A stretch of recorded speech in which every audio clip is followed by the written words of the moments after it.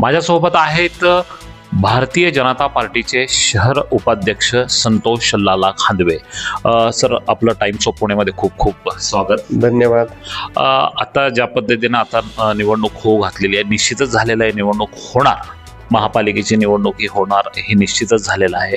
आता तुम्ही जे आहे की तुमच्या सौभाग्यवती ज्या आहेत वंदनाताई खांदवे यांच्यासाठी आपण उमेदवारी मागताय भारतीय जनता पार्टीकडून. तुम्हाला का म्हणजे असं का वाटतं की भारतीय जनता पार्टीनं उमेदवारी ताईंना द्यावी? हे पहा, 1999 साली स्वर्गीय गिरीशभाऊ बापट, स्वर्गीय आमदार दिगंबर शेठ भेगडे, त्यावेळेच्या जिल्हाध्यक्षा संगीताताई राजे निंबाळकर अशा मोठमोठ्या व्यक्तींच्या हस्ते लोहगावमध्ये भारतीय जनता पार्टीचा झेंडा मी लावला. त्यावेळेस मी भारतीय जनता पार्टीची युवा मोर्चाची शाखा ओपनिंग केली आणि तेव्हापासून आज तागायत जवळजवळ 26-27 वर्ष एकनिष्ठ पक्षनिष्ठ म्हणून काम करतोय. आणि भारतीय जनता पार्टीच्या माध्यमातून त्यावेळेस लोहगावचा युवा मोर्चाचा अध्यक्षापासून चालू झालेला माझा प्रवास, त्यानंतर हवेली तालुका त्याचा सरचिटणीस म्हणून काम केलं.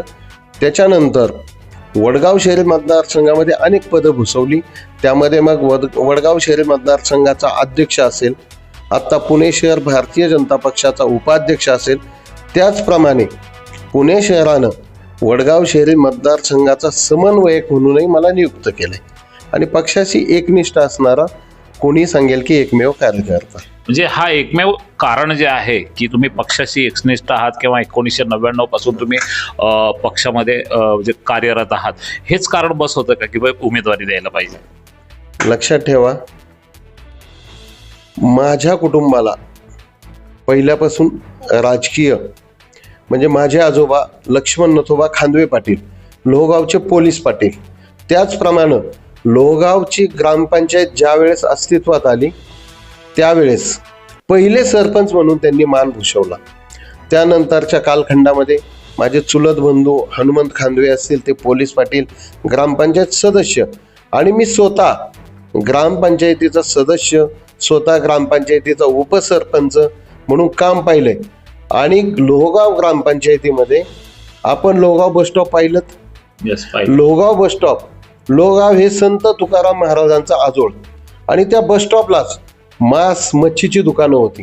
बरोबर. मी ज्या वेळेस उपसरपंच झालो त्यावेळेस 8च दिवसामध्ये ती सगळी दुकानं हटवण्याचं काम केलं.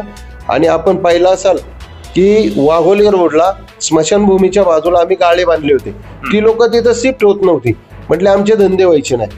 मी त्यावेळेस स्वतः म्हणलंय पहा की संपूर्ण गावासाठी मी वाईट झालो आणि त्या लोकांना त्यावेळेस तिथं शिफ्ट केलं. 8 दिवसामध्ये तो प्लॉट आज सगळ्यात तुम्ही पासाल तिथं मोकळा केला. एकंदरीत आता तुम्ही बघितलं, तुम्हाला राजकीय पार्श्वभूमी आहे, सामाजिक वारसा पण तुम्ही म्हणजे जपत आलेला आहात, सांस्कृतिक वारसा तुम्ही जपत आलेला आहात.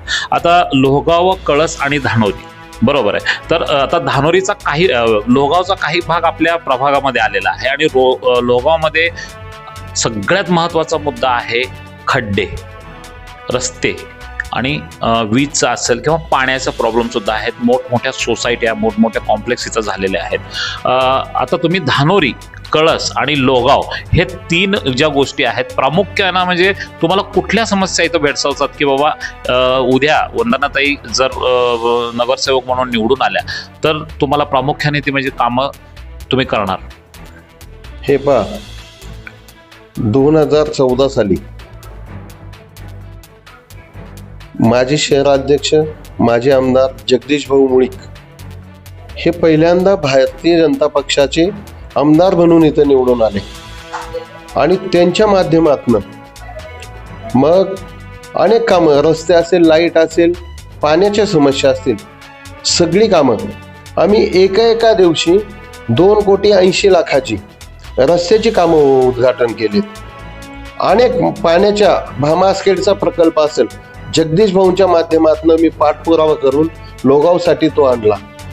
त्याचप्रमाणे कुठलंही काम असू द्यात, जगदीश भाऊ ज्यावेळेस आमदार होते त्यावेळेस अनेक कामं, मग कुठल्याही समस्या, इव्हन सोसायट्यांसाठी तुमच्या माहितीसाठी सांगतो, त्यावेळेस पाण्याची समस्या असताना जगदीश भाऊंनी प्रत्येक सोसायटीला हप्त्याला एक टँकर द्यायची आणि ती व्यवस्था लावण्याचं काम माझ्याकडे असायचं.